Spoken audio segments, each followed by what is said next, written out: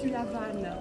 Quelquefois, un gland, se détachant de lui-même, tombait de branche en branche jusque dans l'herbe. Quelquefois aussi, tout au loin, les rainettes chantaient dans leurs ornières. Les deux amants se tenaient étroitement serrés et ils se laissaient enivrer par les pénétrantes senteurs que dégage le châtaignier. Tout à coup, ils tressaillirent. Une note éclatante avait déchiré l'air. Le rossignol chantait. Le rossignol chantait.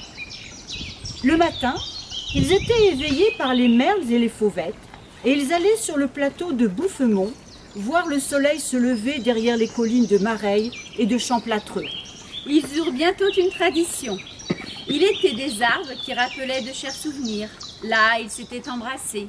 Plus loin, Maurice, pour donner orgueilleusement à Marguerite une idée de sa force, était tombé au beau milieu des roseaux en voulant franchir un fossé. Quand ils eurent bien parcouru les alentours, Sainte-Radegonde, la Fontaine aux Mers, ils firent des courses un peu plus lointaines. Marguerite était infatigable. Ils partaient de bonne heure. Maurice emportait le déjeuner dans une gibecière au Père Michel et presque toujours il s'en revenait le soir par les hauteurs d'Andilly. Ils s'asseyaient. C'était une halte obligée. Et sans être jamais fatigués, ils admiraient encore ce qu'ils avaient admiré la veille. La campagne s'étalait jaunissante à leurs pieds. Le lac d'Anguin faisait une petite tache blanche au milieu. Et tout au loin, par-dessus Saint-Denis, on apercevait Montmartre, Paris sous son éternel nuage de brouillard et de fumée. Et les deux clochers de Belleville, qui, comme les deux mâts d'un brick à la voile, semblaient glisser à l'horizon.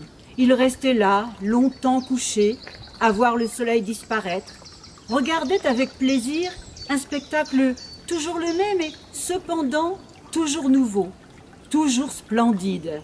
Maurice parlait de Rousseau, qui avait dû venir bien des fois s'asseoir en cet endroit, même avec sa chère comtesse.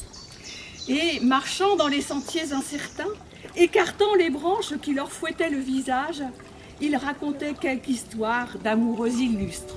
Les ornières devenaient moins distinctes et c'était avec la nuit qu'ils descendaient dans leur tranquille vallée.